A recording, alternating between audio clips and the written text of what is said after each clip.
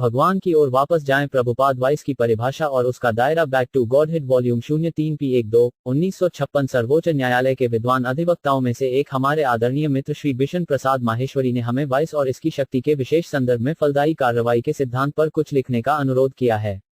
हम वाइस को भौतिक रोग के लक्षण के रूप में परिभाषित कर सकते हैं क्योंकि बुखार, मलेरिया या टाइफाइड या ऐसे किसी जीवाणु स्नेह का लक्षण है। वाइस का सापेक्षिक शब्द सद्गुण है जो जीवों के व्यवहार में विभिन्न रूपों में प्रदर्शित होता है। जानवरों के साम्राज्य में भी प्रत्येक जानवर के अपने विशिष्ट गुण होते हैं जबकि वे मनुष्य के जीवन में प्रमुख होते हैं। उदाहरण के लिए गुरु के प्रति वफादारी कुत्ते का एक गुण है और यदि हम जानवरों और पुरुषों की विशेषताओं का विश्लेषण करें तो हम उनमें मनुष्य और पशु दोनों में कई समानांतर दोष पा सकते हैं। जहां तक का संबंध है, यह जीव के लिए एक विदेशी अधिग्रहण है जब वह अच्छाई, जुनून और अज्ञान या सत्वा, रजस और तम गुणों के नाम से पुकारे जाने वाले तीन गुणात्मक प्रकृति के संपर्क में होता है। इसलिए वाइस जीवित प्राणी का जन्मजात गुण नहीं है बल्कि यह पदार्थ के गुणों के सहयोग से अर्जित किया जाता है। पदार्थ को प्रकृति या प्रकृति कहा जाता है जबकि जीव या आत्मा को पुरुष कहा जाता है। हम अपने पिछले लेखों में पुरुष के बारे में क्षरा और अक्षर दोनों के बारे में पहले ही चर्चा कर चुके हैं। भौतिक प्रकृति के संपर्क में आने वाला पुरुष क्षर पुरुष या पतनशील जीव है और वाइस ऐसी गिरी हुई स्थिति का लक्षण है। जीव सभी प्रकार के दोषों से पूरी तरह मुक्त हो जाता है जब वह भौतिक अस्तित्व से परे अपनी मूल स्थिति में बहाल हो जाता है। भागवत गीता में मूल रूप से शुद्ध आत्मा या जीव के इस संपर्क को निम्नलिखित तरीके से समझाया गया है। प्राकृत पुरुषम चा विधि अनादि उभो आपी। विकारम चा गुणम चा एबा विधि प्रकृति संभवन। बीजी 13.20। जीव और भौतिक प्रकृति दोनों ही शाश्वत रूप से अर्थात ब्रह्मांडीय निर्माण के समय से पहले मौजूद हैं। ब्रह्मांडीय निर्माण एक बड़े भवन के निर्माण के समान है। हमें यह गलती नहीं करनी चाहिए कि जब भवन का निर्माण होता है तो भवन निर्माण सामग्री और भवन के निवासियों का भी निर्माण होता है। भवन के निवासी और भवन की सामग्री भवन के निर्माण से पहले भी संभावित अवस्था में थे। इसलिए इस श्लोक में अनादि शब्द का प्रयोग जानबूझकर किया गया है। अनादि का अर्थ अनादि है। इसलिए जीव और भौतिक प्रकृति सर्वोच्च भगवान की शक्ति के रूप में ब्रह्मांडीय अभिव्यक्ति के समय और स्थान माप के जन्म से पहले भी मौजूद रहे। भूत, वर्तमान और भविष्य ये सभी ब्रह्मांड के साथ पैदा हुए थे, लेकिन जीव पुरुष और भौतिक प्रकृति दोनों ही इस ब्रह्मांडीय समय और स्थान से परे हैं। यह कभी नहीं समझा जाना चाहिए कि जीव या भौतिक प्रकृति समय और स्थान की सीमा के भीतर पैदा हुई है। जैसे सर्वोच्च भगवान हमेशा मौजूद हैं, वैसे ही उनकी विभिन्न शक्तियां भी मौजूद हैं। भौतिक प्रकृति ब्रह्मांडीय ब्रह्मांड के रूप में प्रकट हो जाती है और जीव भगवान की सर्वोच्च इच्छा से भौतिक प्रकृति के भीतर गर्भवती हो जाते हैं। सशर्त आत्मा के रूप में जीवों का वर्ग जो इस भौतिक प्रकृति के भीतर गर्भवती हैं, भगवान के अवज्ञाकारी पुत्र हैं जिन्होंने भगवान की सर्वोच्चता का पालन करने से इनकार कर दिया और भौतिक प्रकृति पर अधिपति बनाने की कोशिश की। भगवान की इच्छा के प्रति अवज्ञा का यह स्वभाव, भौतिक प्रकृति पर अधिकार करने की इच्छा सभी दोषों की जड़ है। अन्यथा जीव अपनी प्राकृतिक अवस्था में सबसे शुद्ध है, क्योंकि भगवान सबसे शुद्ध हैं। आत्मा की शुद्ध प्रकृति में अवज्ञा की यह भावना कैसे अस्तित्व में आई, यह हमारी वर्तमान स्थिति में एक अकल्पनीय अनुमान है। इस संबंध में एक ही स्पष्टीकरण दिया जा सकता है कि हमारे जीवन की वर्तमान स्थिति में भी कुछ लोग हैं जो भगवान के प्रति समर्पित हैं, जबकि कुछ ऐसे भी हैं जो भगवान के अस्तित्व में विश्वास भी नहीं करते हैं। कभी कभी हम ऐसे लोगों से मिलते हैं जो स्पष्ट रूप से कहते हैं कि उन्हें ईश्वर में कोई विश्वास नहीं है, और अगर हम ईश्वर के बारे में ऐसी गलत धारणा को सुधारना चाहते हैं तो भी वे चर्चा का मनोरंजन करने से इनकार करते हैं। अब कौन सही और कौन गलत? ईश्वर में आस्था रखने वाले व्यक्ति के प्रामाणिक साहित्य के विश्वभर में अनेक समर्थक हैं। वेद, बाइबल, कुरान और ऐसे सभी प्रामाणिक साहित्य उस व्यक्ति के लिए ठोस समर्थन है जो ईश्वर में विश्वास करता है, लेकिन अविश्वासियों के पास व्यावहारिक रूप से कोई समर्थन नहीं है और प्रश्न पूछने के कुछ तर्कहीन तर्क को छोड़कर। अब यह कैसे होता है? जब ईश्वर विश्वासियों का जन्म हुआ या जब अविश्वासियों का जन्म हुआ तो कोई नहीं कह सकता, लेकिन फिर भी वास्तव में हम अनुभव कर सकते हैं कि विश्वासियों का एक वर्ग है और अविश्वासियों का एक वर्ग। इस बात से कोई फर्क नहीं पड़ता कि वे कैसे और कब अस्तित्व में आए। वर्तमान के लिए हम केवल यह स्वीकार कर सकते हैं कि मनुष्य या जीवित दो वर्ग हैं। संस्थाएं अविश्वासियों को भौतिकवादी कहा जाता है और विश्वासियों को अध्यात्मवादी कहा जाता है। मनुष्य जितना अधिक अध्यात्मवादी होता है, उतना ही वह भौतिक गुणों के दूषित होने से मुक्त होता जाता है।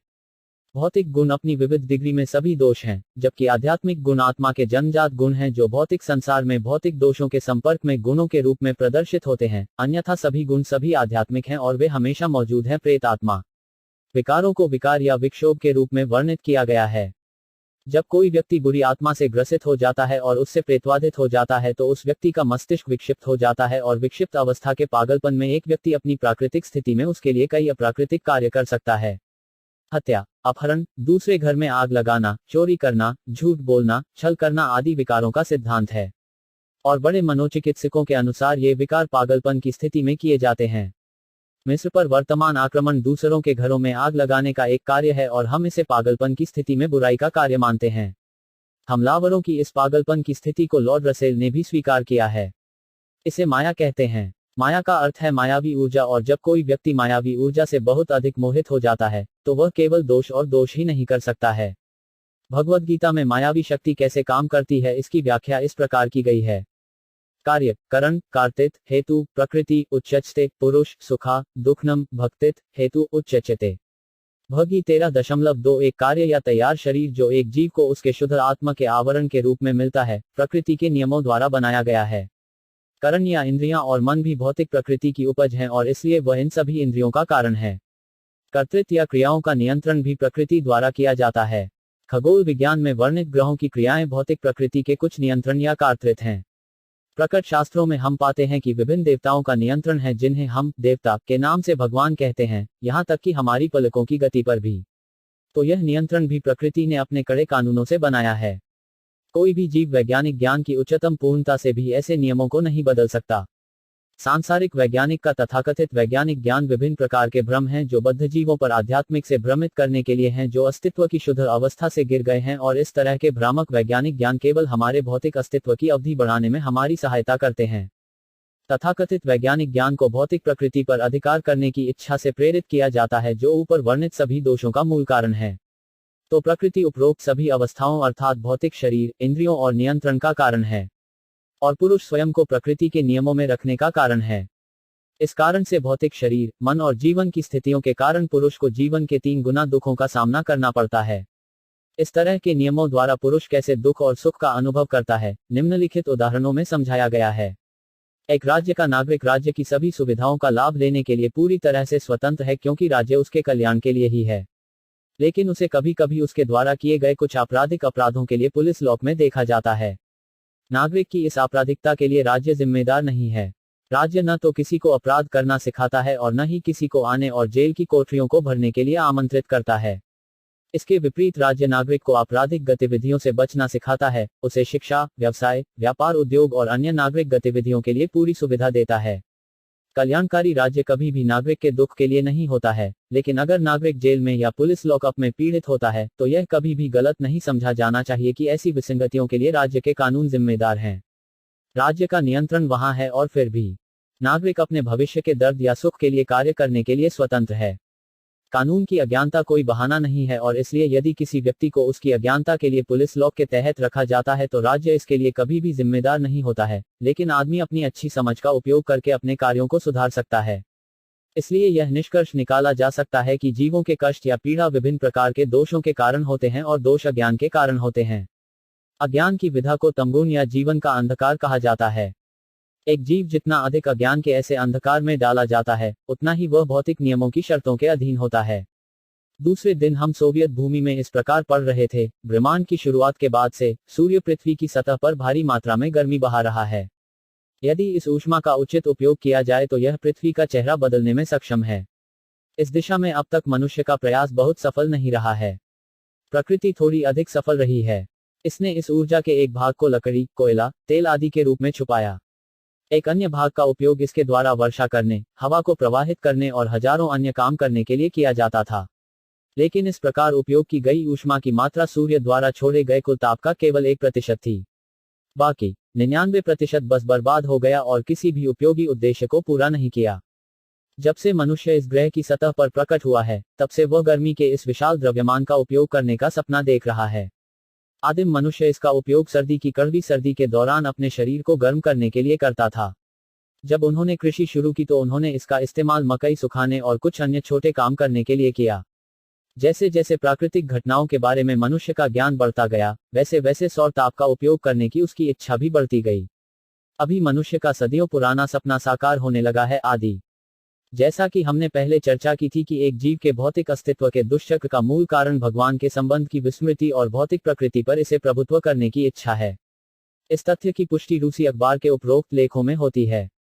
हमारा मतलब सूर्य की किरणों के उपयोग के मामले में किसी भी वैज्ञानिक अनुसंधान को रोकना नहीं है, बल्कि यह तथ्य है कि एक बद्ध जीव हमेशा प्राकृतिक संसाधनों का उपयोग करने का सपना देखता है और इस तरह भौतिक प्रकृति की मायावी ऊर्जा से मोहित हो जाता है और अपने वास्तविक स्व को भूल जाता है। शुद्ध आध्यात्मिक पहचान। भौतिक संसाधनों का उपयोग करने का सपना सभी दोषों का मूल कारण है, क्योंकि जीवन की आवश्यकताओं को पूरा करने के लिए भौतिक संसाधनों की पर्याप्त व्यवस्था की जाती है। समुद्र में पर्याप्त नमक है क्योंकि नमक हमारे जीवन के लिए एक आवश्यक चीज है। यदि हम चाहें तो हम अपनी आवश्यकता से अधिक नमक का उत्पादन कर सकते हैं, लेकिन यह एक बुरा कार्य है क्योंकि नमक के अतिरिक्त उत्पादन का अर्थ है हमारी ऊर्जा को अन्य उद्देश्यों के लिए लगाना, जबकि वही शुद्ध आत्मा की प्राप्ति के लिए था। पशु जीवन में प्रमुख अज्ञानता जानवरों से आच्छादित होने वाली इंद्रियां भौतिक संसाधनों के दोहन के लिए उनका कोई उपयोग नहीं कर सकती हैं। मानव जीवन में मनुष्य की अतिरिक्त बुद्धि और ऊर्जा आत्म साक्षात्कार के लिए होती है, न कि प्राकृतिक संसाधनों के दोहन के लिए जो हमें आवश्यकता से अधिक है। क्योंकि खारे पानी का सागर होने के बावजूद हम जरूरत से ज्यादा नमक नहीं ले सकते। जितना अधिक वह अपनी आध्यात्मिक पहचान को भूलता है, उतना ही वह प्रकृति के कड़े नियमों के अधीन होता जाता है। इस तथ्य को निम्नलिखित शब्दों में भगवद गीता 7.13 द्वारा समझाया गया है। त्रिवी गुणमयी भाबाई हवा सर्वम इदम जगत मोहितम ना अभिजंती मामेव्य परम अबम। जो लोग प्रकृति के 3 गुणात्मक सौंदर्य और संसाधनों से मोहित हैं, वे इसे पार नहीं कर सकते हैं और मुझे जानते हैं, जो बाहरी फव्वारा प्रमुख सर्वोच्च भगवान है। बद्ध आत्मा प्राकृतिक संसाधनों का उपयोग या दोहन करने का सपना देखती है। पृथ्वी का चेहरा। यह एक भ्रम है। हम जानते हैं कि जब भारत अधिक आदिम था, किसानों के स्वामित्व में हजारों गायें थीं और वे कृषि उत्पादों और पर्याप्त मात्रा में स्पष्ट मक्खन, दूध और दही द्वारा जीवन का आनंद लेते थे। नवाब स्वेस्ता खां के शासनकाल में भी कोई सैकड़ों साल पहले भारत में चावल 9 टन प्रति रुपये की दर से बिकता था और आज जब से भारत में वैज्ञानिक ज्ञान की शुरुआत हुई है, चावल अब 9 चातक की दर से बिक रहा है। रुपया। पहले के दिनों में भारतीय राजा और अमीर लोग गाय के दूध से बने टन और टन शुद्ध घी को जलाकर यज्ञ करते थे और वर्तमान समय में गाय के दूध से बने शुद्ध घी की एक बूंद भी नहीं है रोज के इस्तेमाल के। यही भौतिक प्रकृति का नियम है। नवाब सवेस्ता खान के इतिहास की कहानियों को छोड़कर हम अपने व्यक्तिगत अनुभव से कह सकते हैं कि मेरे पिता कहते हैं कि 40 साल पहले हमारे घर कलकत्ता में सबसे अधिक चावल का एक ढोना 15 टन शुद्ध के 10 सेर हमेशा स्टॉक करते थे। घी, आलू का एक थैला और सॉफ्ट कोक की एक गाड़ी हमेशा उपयोग के लिए तैयार रहती है। हमारा परिवार एक अमीर परिवार नहीं था और मेरे पिता की आय रुपये के भीतर थी, 250 प्रति माह, और उपरोक्त तरीके से घरेलू प्रावधानों को स्टॉक करना उनकी आसान पहुंच के भीतर था। लेकिन वर्तमान समय में शहरों और कस्बों में किसी भी घर में आमतौर पर 15 सेर चावल से अधिक का भंडार नहीं है। पहले वे टीले के रूप में वस्तुओं की दरों की पूछताछ करते थे और अब वे इसे दृष्टा या चट्टान के रूप में मांगते हैं। हालांकि वर्तमान समय में हम गायों की तुलना में अधिक चमकदार कारें रखने में सक्षम हैं। सामान्य रूप से लोग भगवद गीता से यह जान सकते हैं कि इस पृथ्वी को सुखी जीवन के शांतिपूर्ण निवास में नहीं बदला जा सकता है, क्योंकि भले ही हम उस उद्देश्य के लिए अपनी बहुमूल्य ऊर्जा को समाप्त करके ऐसा करने में सक्षम हो, समय के साथ या तो जीवन स्वयं ही खत्म हो जाएगा या सुखी घर इतना सजाया जाएगा कि आग लगाकर नष्ट कर दिया जाएगा। यही प्रकृति का नियम है। सूर्य द्वारा बहाए गए ताप के अपव्यय को बचाने के लिए अपनी ऊर्जा को बर्बाद करने के बजाय हम अपनी उलझी हुई ऊर्जा को आत्म साक्षात्कार में बेहतर तरीके से उपयोग कर सकते हैं, ताकि हम वापस भगवान के पास जा सकें और शाश्वत सुख के लिए घर वापस जा सकें। यही जीवन की सर्वोच्च पूर्णता है। मानव जीवन में सूर्य की गर्मी का उपयोग कैसे किया जाए, यह प्रश्न इतना महत्वपूर्ण नहीं है जितना कि प्रकृति के नियमों के भीतर दयनीय परिस्थितियों की समस्या को हल करने का प्रश्न है। जब से मनुष्य के बड़े हुए वैज्ञानिक ज्ञान की शुरुआत हुई है, उसने कभी भी जन्म, मृत्यु, रोग और वृद्धावस्था के बड़े प्रश्नों को हल करने का प्रयास नहीं किया है। आंकड़ों से पता चलता है कि हर मिनट 1 के अनुपात में जन्म दर में वृद्धि होती है। और जहां तक का सवाल है, भारत में हाल ही की रिपोर्ट यही है कि हर मिनट 1 आदमी टीबी से असमय मर रहा है। और अन्य बीमारियों और अन्य देशों की क्या बात करें। और प्रकृति के गुणों के 3 गुना दुखों के अलावा रोगों और बुढ़ापे के कष्टों का कोई अंत नहीं है। तो ये जीवन की समस्याएं हैं और भौतिकवादी पंडितों का कोई भी वैज्ञानिक ज्ञान किसी भी शोध कार्य से पृथ्वी का चेहरा नहीं बदल सकता है। यही प्रकृति का नियम है। इसलिए हम सभी को बार बार याद दिलाना चाहते हैं कि जीवों के कष्ट जीवन के दोषों के कारण होते हैं और जीवन के दोष आध्यात्मिक जीवन की अज्ञानता के कारण संभव होते हैं।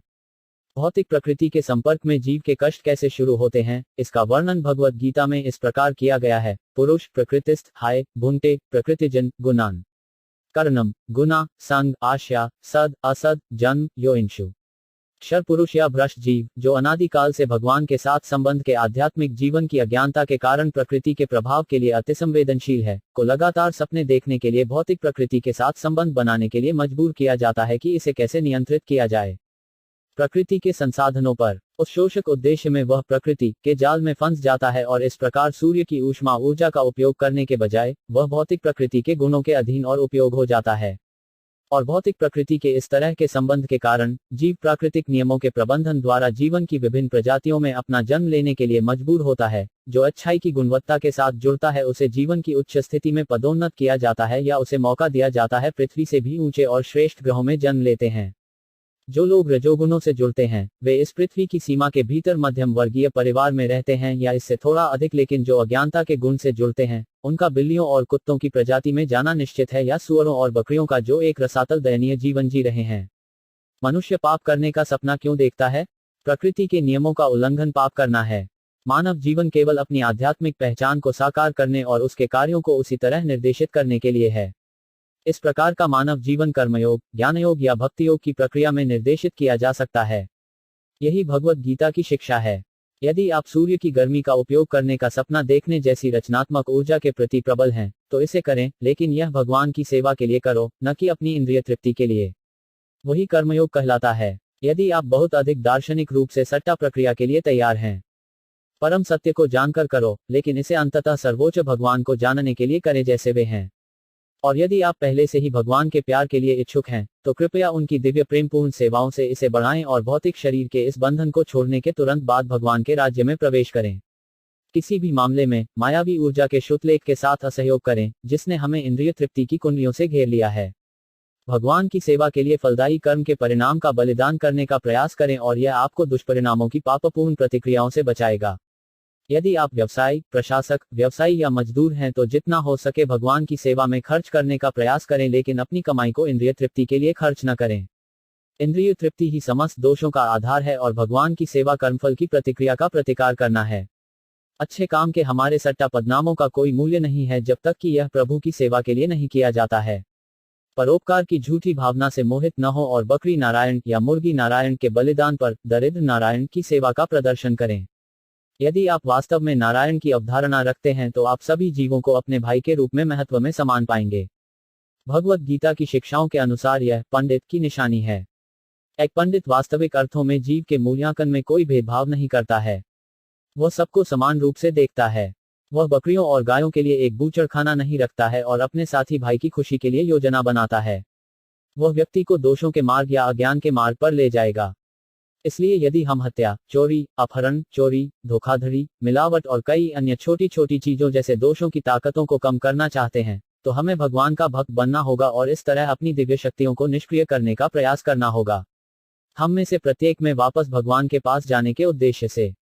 इसलिए श्रीमद् भागवत हमें इस प्रकार सलाह देते हैं, जस्य अस्ति भक्ति भगवती अकिंचना सर्वोई गुनाई टाट्रा समसाते सुरा हारा भक्तस्य कूट महत गुना मन रथेना असठ ढाबातो बाओ। जो भगवान की सेवा में अविचल भक्ति रखता है वह निश्चित रूप से भगवान के सभी अच्छे गुणों के योग्य है। लेकिन जो इस मामले में अविश्वासी है उसे अपने सांसारिक अलंकरणों का कोई मूल्य नहीं है, क्योंकि वह उसे मानसिक स्तर के पद से नहीं बचाएगा जहां सभी बद्ध आत्मा शातिर कृत्यों पर मंडराती है। भगवत गीता में भी कहा गया है, जैसे भ 9.30 आपी चेत सुदेराचना भजते मैम अनन्याबिक साधु एबा सा मंतव्या सम्यक व्यपसिता हाय स। भले ही एक व्यक्ति जो मुख्य रूप से एक दुष्ट व्यक्ति है लेकिन लगातार उसकी सेवा में लगा हुआ भगवान का भक्त है, उसे साधु माना जाना चाहिए क्योंकि वह वहां अच्छी तरह से बसा हुआ है। भगवान का एक सुस्थापित भक्त एक शातिर आदमी नहीं रह सकता, क्योंकि भगवान की सेवा में उसका 100% जुड़ाव उसे परम की कृपा से स्वतः ही एक संत व्यक्ति बना देगा। प्रत्येक जीव के साथ रहने वाले सर्वोच्च भगवान भीतर से उनके चैल्ह गुरु या आध्यात्मिक गुरु के रूप में कार्य करेंगे और उन्हें भक्त को निर्देश देंगे ताकि वे वापस भगवत के पास जा सकें। रामायण, महाभारत और पुराणों में प्रकृति की हजारों हजारों शिक्षाप्रद कथाएं हैं जो सभी वेदों के पूरक हैं। 100% भगवान की दिव्य सेवा में लगे रहना इंद्रिय नियंत्रण की वास्तविक प्रक्रिया है। इंद्रियों पर विकार विराजमान हैं। एक आदमी की अलग अलग इंद्रियां दुश्मन वाइस की अलग अलग रणनीतिक स्थितियां हैं जो हमें जीवन के दुखों में ले जाती हैं। कर्मी या कर्मयोगी, जिन्हें मूढ़ या मूर्ख अज्ञानी बताया गया है, वे 100% इंद्रिय तृप्ति के काम में लगे रहते हैं। क्योंकि विकारों का गढ़ अपने सैनिकों के नाम की इच्छा, क्रोध और लोभ के साथ, इंद्रिय तृप्ति का अर्थ है श्री वाइस के आदेश का पालन करना। ज्ञानी या मानसिक काल्पनिक दार्शनिक कर्मियों से 1000 गुना बेहतर हैं, क्योंकि वे इंद्रिय तृप्ति की वास्तविक स्थिति को समझ सकते हैं और इंद्रियों की स्थूल गतिविधियों को नियंत्रित करते हुए सूक्ष्म रूप में इंद्रियों को नियोजित करने का प्रयास कर सकते हैं। मिस्टर वाइस की इस हरकत से वे घिर जाते हैं और उन्हें फिलहाल के लिए रोक दिया जाता है। योगी इंद्रियों को वश में करना चाहते हैं या श्री वाइस पर सीधा हमला करना चाहते हैं, और इसलिए योगी ज्ञानियों से 1000 गुना बेहतर हैं। मुक्ता या मुक्त आत्माएं अभी भी ज्ञानियों और योगिनों से 1000 गुना बेहतर हैं, क्योंकि मुक्ता श्री वाइस के हमले से पूरी तरह मुक्त हैं। और मुक्ताओं के ऊपर शुद्ध भक्त स्थित हैं, जो न केवल श्री वाइस को इंद्रियों के गढ़ों से दूर भगाते हैं, बल्कि सर्वोच्च भगवान के कब्जे के लिए आसन भी करते हैं। इंद्रियों का राजा मास्टरमाइंड है। इंद्रियां घोड़ों की तरह हैं, जबकि मन इंद्रियों को निर्देशित करने वाला कोचमैन है। इसलिए भक्त सबसे पहले मिस्टर वाइस कोचमैन को मन की सीट से हटा देते हैं और श्री कृष्ण के चरण कमलों को उस कोच पर रख देते हैं। जब श्री कृष्ण अर्जुन के रथ के कोच बन जाते हैं, तो दुर्योधन नामक श्री वाइस के हमले का कोई और डर नहीं होता है। इसलिए भगवत गीता का निष्कर्ष इस प्रकार है: 18.78 यात्रा, जोगेश्वर, कृष्णा, जात्रा, पार्थ, धनुर्धारा, टाटरा, श्री, विजया, भूति, धुर्बन, नीति, माटी, मामा। श्री संजय ने उपरोक्त शब्दों में भागवत गीता का प्रसारण समाप्त किया। उन्होंने कहा, जहां सभी शक्तियों के स्वामी श्री कृष्ण हैं और जहां पार्थ, श्री अर्जुन जैसे गुरु भक्त हैं, निस्संदेह आशीर्वाद, जीत, प्रभाव और नैतिकता है, और यही मेरा निष्कर्ष है। तो श्री वाइस के हुक्म पर पूरी तरह से विजयी होने के लिए और दुखों और अज्ञानता के कष्टों से खुद को बचाने के लिए हमें लगातार श्री कृष्ण के चरण कमलों को अपने मन पर रखना होगा। और ऐसा करने से हम हमेशा परमेश्वर के राज्य के दिव्य समाचार को बोलने और लिखने में सक्षम होंगे। और इस तरह हम अपने हाथ, पैर, आंख, नाक, जीभ, सिर आदि को सभी 100% भगवान की सेवा में लगा सकेंगे। जब इन स्थानों पर गुरु का कब्जा होगा, तो श्री वाइस को समायोजित करने के लिए कोई स्थान खाली नहीं होगा, और यह वाइस पर विजय प्राप्त करने की सबसे आसान प्रक्रिया है, और उन्हें सभी आशीर्वाद, जीत, प्रभाव और नैतिकता के साथ बदल दें। वाइस की तुलना धुंध से और जीव की तुलना सूर्य से की जाती है। धुंध वास्तव में सूर्य की रचना है, और सूर्य ही धुंध को दूर भगा सकता है।